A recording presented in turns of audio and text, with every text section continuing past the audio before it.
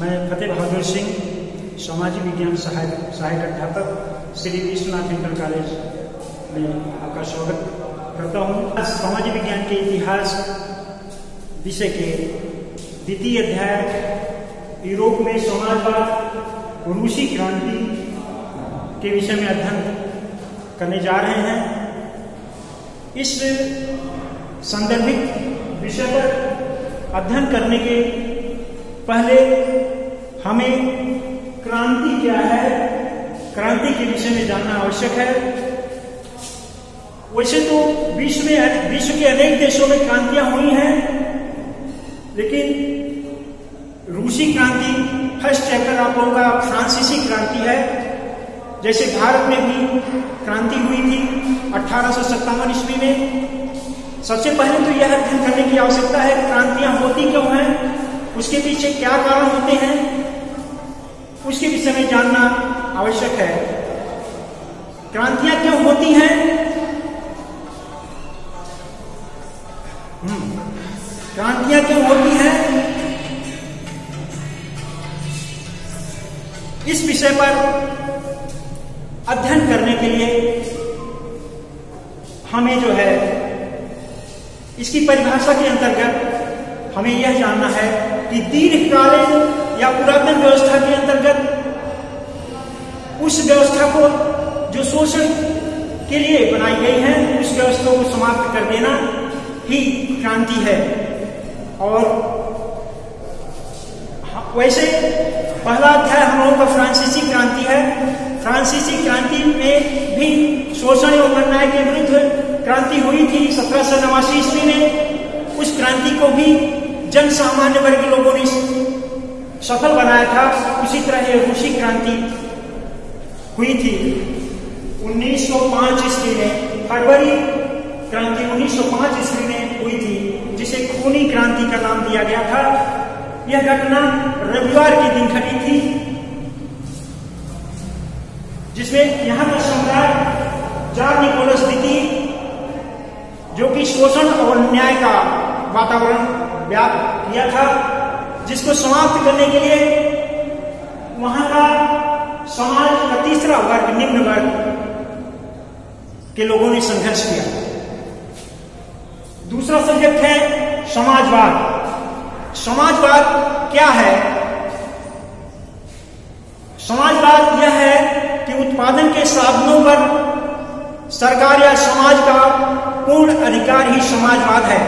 और समाजवाद को आगे लाने के लिए कार्ल मार्क्स की प्रमुख रचना दास कैपिटल की महत्वपूर्ण उपयोगिता है। और इस दास कैपिटल के माध्यम से कार्ल मार्क्स महोदय ने समाजवाद को परिभाषित किया है, जिसमें उन्होंने समाजवाद रूस में लाया। और व्लादिमीर लेनिन एक व्यक्ति था जिसे जार निकोलस महोदय ने 1901 ईस्वी में देश निकाला दे दिया था, और वह 1917 ईस्वी में वापस आया। संसद, रूस की संसद ड्यूमा थी, जिसका नाम ड्यूमा था। समाज, रूस का समाज 3 वर्गों में डिवाइड था। फर्स्ट स्टेट कुलीन वर्ग, जिनकी संख्या समाज में 5% थी। सेकंड स्टेट मध्यम वर्ग, जिसकी संख्या 5% थी। थर्ड स्टेट जो निम्न वर्ग से बिलोंग करता था, जो कृषि कार्य करता था, मजदूरी करता था, 14 घंटे 15 घंटे 16 घंटे कारखानों में काम किया करता था, उनकी संख्या 90% थी। ऐसे लोगों से सारे टैक्स सम्राट द्वारा लिए जाते थे। उस टैक्स के माध्यम से अपनी आवश्यकता कुलीन वर्ग और मध्यम वर्ग या सम्राट अपनी पूरी करते थे। थर्ड स्टेट निम्न वर्ग जो था, वह कृषक वर्ग था। वो भूमिहीन थे, उनके पास खेती नहीं थी, और सारी खेती के मालिक कुलीन वर्ग और मध्यम वर्ग थे। बिना इनके अनुमति के कोई भूमि नहीं पा सकता था। बटाई और लोग खेती किया करते थे।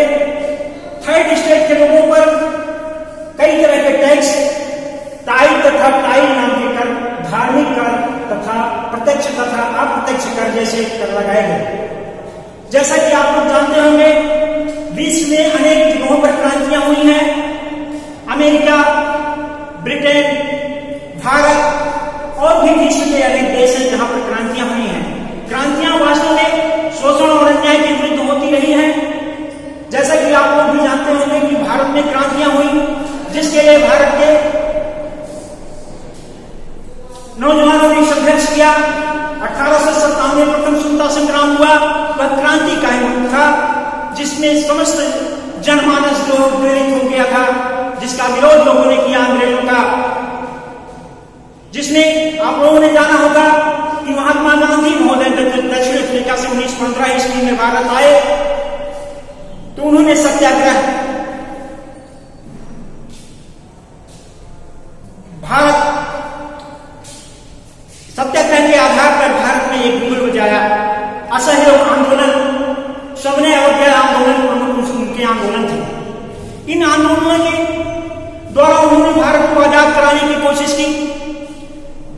और आप यह भी जानते होंगे बच्चों कि नमक और तंबाकू जैसी वस्तुओं पर अंग्रेजों द्वारा कर भारत में लगाया गया था।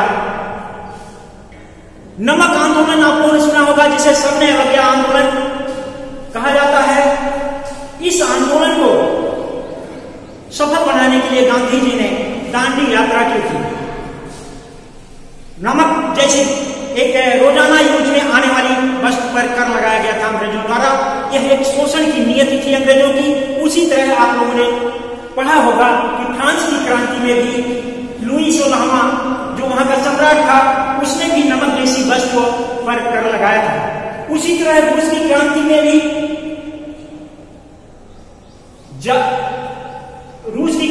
भी जॉन निकोलस द्वितीय महोदय ने नमक तथा तंबाकू जैसी वस्तुओं पर कर लगाकर लोगों को प्रताड़ित करने का कार्य किया, जिसके विरोध में व्लादिमीर लेनिन बोल्शेविक का जो नेता था, जिसकी अगुवाई में समाजवाद पाने के लिए इसने कड़ा संघर्ष किया। जबकि इसको 1901 ईस्वी में देश निकाला किया गया उसके द्वारा, और 1917 ईस्वी में रूस वापस आया। 1917 ईस्वी में जैसा कि आप लोगों को पहले बताया भी जा चुका है कि 1905 ईस्वी में पूरी रविवार की घटना हुई थी। रविवार के दिन, इस दिन कुछ मजदूर अपनी कुछ मांगों को मानने के लिए जॉन निकोलस महोदय के विंटर पैलेस महल में गए। वहां जाने पर निहत्थे भीड़ पर जनता पर जॉन निकोलस महोदय ने गोली चलवा दिया, जिसमें काफी लोग मारे गए और रक्तपात हुआ। जिसके विरोध में व्लादिमीर लेनिन बोल्शेविक दल का नेता, इसने जो है समाजवाद, कार्ल मार्क्स महोदय की दास के आधार पर जो समाजवाद एक नया विचार को उनका था, इसी को आगे बढ़ाने के लिए लेनिन महोदय ने कड़ा संघर्ष किया। और दूसरी जो जनता थी, जो निम्न वर्ग की जनता थी, जो कृषि वर्ग से आधारित थी, पूरा उनका जीवन टैक्स देने में ही व्यतीत हो रहा था। ऐसे लोगों को एक समाजवाद या बराबर का रूप देने के लिए, सबको भूमि देने के लिए इन्होंने संघर्ष किया और निम्न वर्ग के लोगों को लेकर के समाजवाद स्थापित किया। इसके बाद यहां जॉन निकोलस द्वितीय के बाद जो संघर्ष हुआ, तो प्रमुख दार्शनिक टॉलस्टॉय, सरवनेव, दांते, बीसी आदि लोगों ने, प्रमुख दार्शनिक जिनकी प्रमुख रचनाएं समाजवाद पर आधारित या निम्न वर्ग के लोगों को प्रभावित करने के लिए प्रोत्साहित करने का काम किया, जिसके आधार पर लोगों ने समाजवाद को प्रतिष्ठित किया। व्लादिमीर लेनिन जो कि बोल्शेविक दल का नेता था, इसके द्वारा सारी फौजें तैयार की गई और जॉन निकोलस के विरुद्ध संघर्ष किया और विभिन्न रक्तपात करके सरकार के सभी कार्यालयों का रद्द कर लिया गया और जॉन निकोलस द्वितीय को फांसी की सजा दी। 1917 ईस्वी में इसके परिणाम आने के बाद ड्यूमा के माध्यम से, जो वहां की संसद हुआ करती थी, ड्यूमा को नेशनल असेंबली के द्वारा जो है वहां पर विभिन्न प्रकार के सरकारी कार्यालयों की विभिन्न सुविधा दी गई।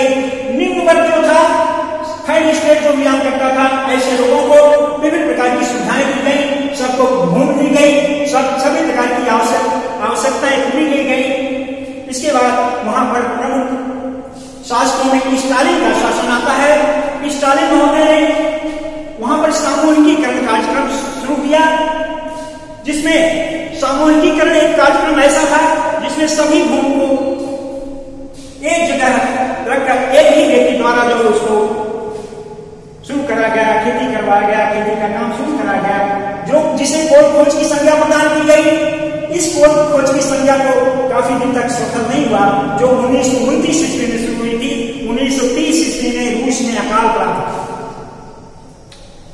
इसके बाद एक कुलक वहां कवर था, जिसे संपन्न किसान हुआ करते थे। इस श्रेणी में इन संपन्न किसानों के आधार पर स्टालिन के द्वारा छापे मारे गए, जो जरूरत की चीजें अन्न भंडार जमा कर रखे थे, ऐसे के लोगों पर प्रशासनिक कार्रवाई की गई।